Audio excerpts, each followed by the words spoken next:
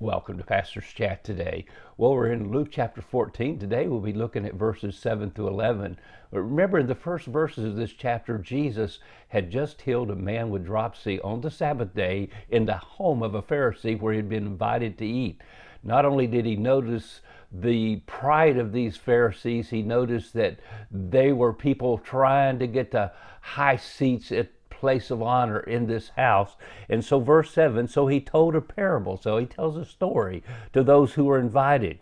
When he noted how they chose the best places, saying to them, when you are invited by anyone to a wedding feast, do not sit down at the best place, lest one more honorable than you be invited by him, and he who invited you and come to him and say to you, give place to this man, and then you begin with shame to take the lower place.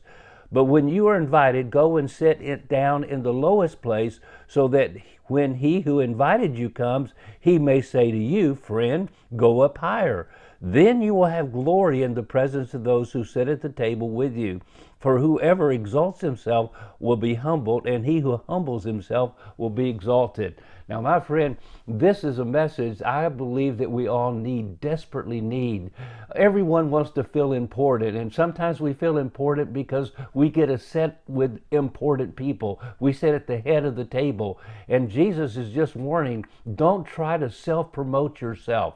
Matter of fact, Peter heard this message loud and clear, because in 1 Peter chapter 3, verse 5, he later writes, be submissive to one another, be clothed with humility, for God resists the proud, but gives grace to the humble. Therefore, humble yourself under the mighty hand of God, and he will exalt you in his time, in due time.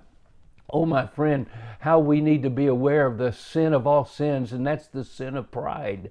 The Bible says God resists the proud in James 4:6, but he gives grace to the humble.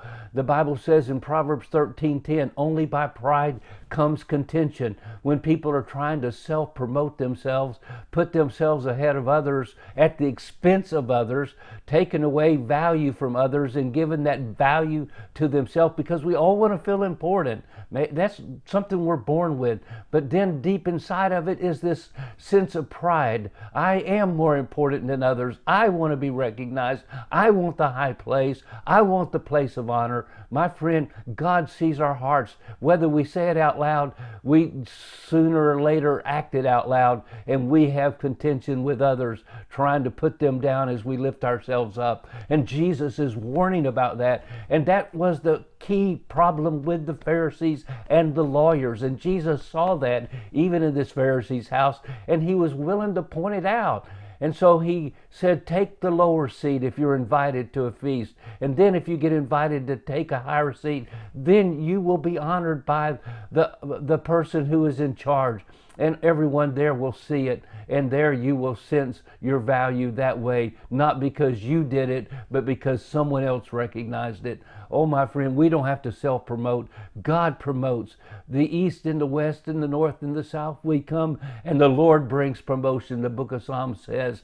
And oh, we need to trust him and keep our eyes on him and act in humility.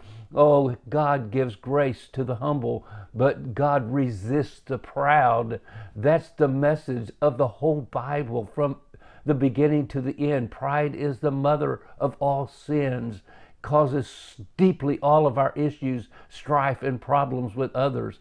If we could only understand that. It's the sin that Satan put in Eve's heart there in the Garden of Eden when he said, you will be like God and you can decide what's right and wrong for yourself. That sin has always now been in our hearts. We're born with the spirit of pride. We must, Jesus said, come to me and learn of me, for I am meek and lowly. I'm meek and humble in heart, and you'll find rest unto your souls. And then he gave us the example in Philippians chapter 2.